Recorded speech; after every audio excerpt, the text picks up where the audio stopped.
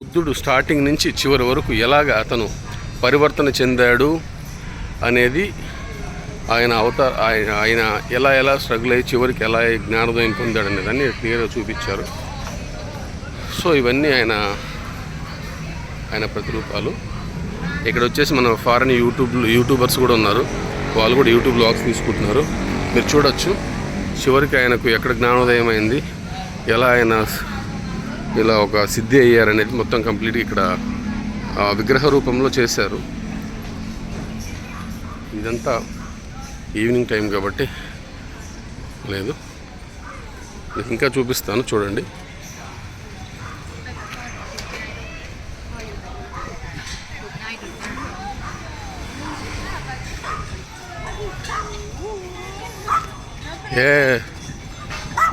ఇలా ఉంటుంది temple back side. Le faccio fosse che le dina in avarice.